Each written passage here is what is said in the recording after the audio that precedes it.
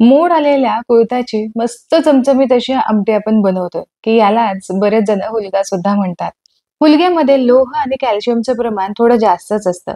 यामुळे हे कडधान्य महिलांना आणि लहान मुलांना हाडांसाठी तसेच शरीरातील रक्ताचे हिमोग्लोबिनचे प्रमाण वाढवण्यासाठी खायचा सल्ला दिला जातो. तसेच या कुळथाचे एक ना अनेक फायदे आहेत. यामुळे दर 10 दिवसातून एकदा तरी हे कुळीथ किंवा हे जे हुलगे आहेत हे खायलाच हवेत. कुळिथाचे वेगवेगळे पदार्थ तुम्ही बनवू शकता. पण आज आपण मस्त मोड आणून आमटी बनवतोय, जी चवीला भन्नाट लागते. भातासोबत, भाकरीसोबत, चपातीसोबत तुम्ही खाऊ शकता. इतकीही चविष्ट लागते. तुम्हाला नॉन-व्हेज खायचं नसेल, पण चव चाखायची असेल ना, तर ही रेसिपी जशीच्या तशी फॉलो करा. तुम्हाला नक्कीच आवडेल.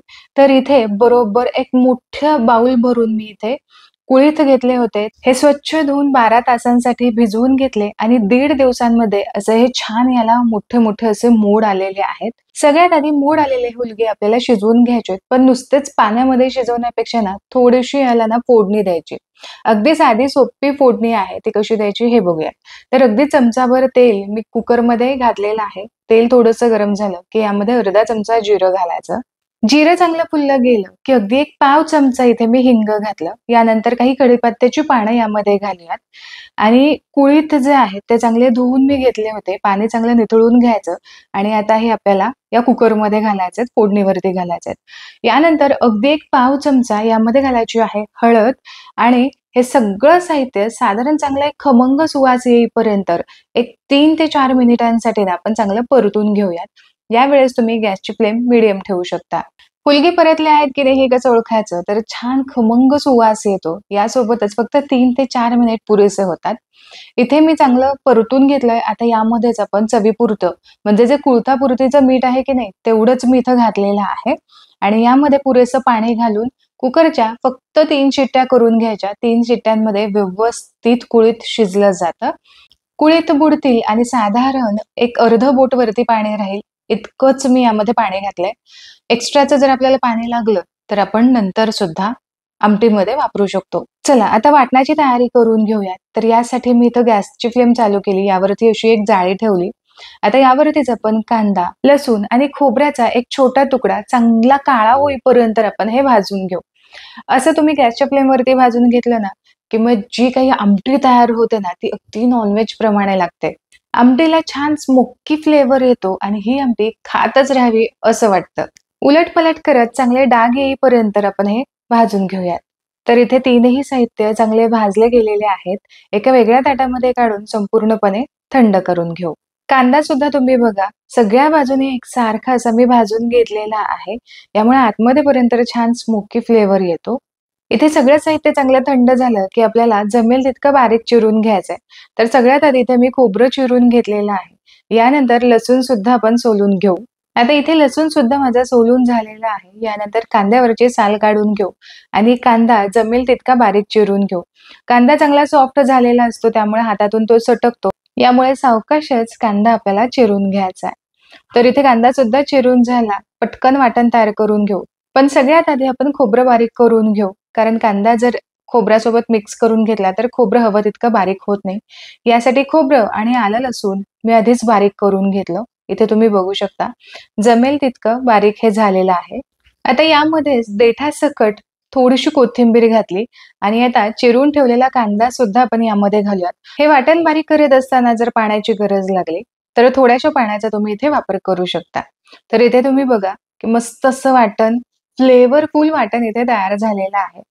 आजची ही रेसिपी बनवण्यासाठी मी इथे वापरलेला आहे अगारोचा रॉयल मिक्सर ग्राइंडर, जो 900 वॉटचा आहे, हेवी ड्युटी आहे, 100% प्युअर कॉपर मोटर याची आहे. या मिक्सर ग्राइंडर सोबत 3 स्टेनलेस स्टील जार सुद्धा मिळतात. 3 स्पीड यामध्ये आहेत with whipping function. Stainless steel याचे ब्लेड्स आहेत.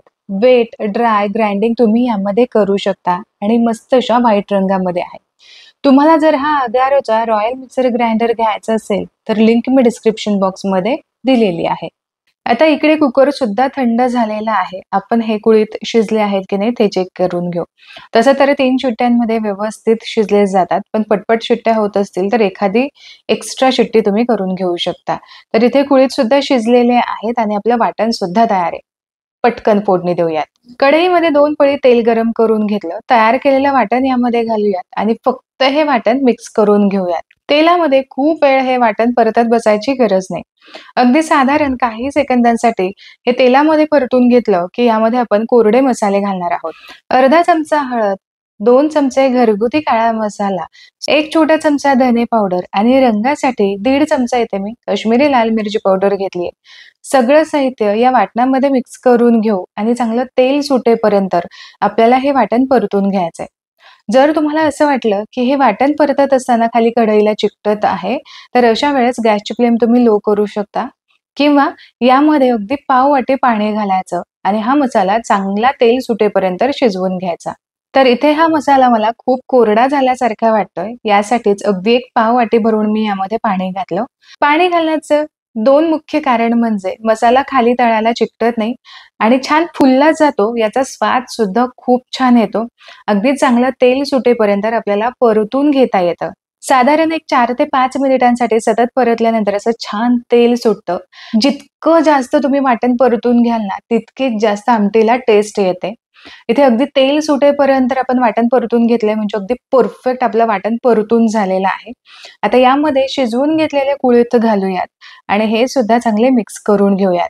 मिक्स करून घेतलं, पण ही थोडीशी ना मला दाटसर वाटते. यासाठी आपण यामध्ये घालूयात गरम पाणी. तर मिक्सरच्या भांड्याला बरचसं वाटण अजून शिल्लक होतं, त्यासाठी मिक्सरच्या भांड्यामध्येच मी पाणी ओतून घेतलं. आता हेच पाणी आपण या कढईमध्ये ओतूयात.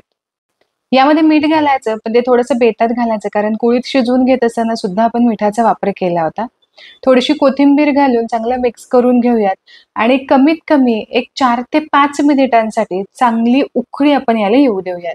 उकळी आल्यानंतर साधारण एक 3-4 मिनिटांसाठी इथे मी ही आमटी शिजवून घेतलेली आहे. तुम्ही आता बघू शकता मस्त याला तर्री आलीये. कोणालाही पाहताच खावीशी वाटेल अशी ही कुळथाची आमटी किंवा यालाच तुम्ही कालवण म्हणा किंवा मग उसळ सुद्धा तुम्ही म्हणू शकता. आशा करते की आजची ही रेसिपी तुम्हाला आवडली असेल. रेसिपी आवडली तर व्हिडिओला लाईक जरूर करा. तुमच्या मित्र आणि परिवारामध्ये नक्की रेसिपी शेअर करा.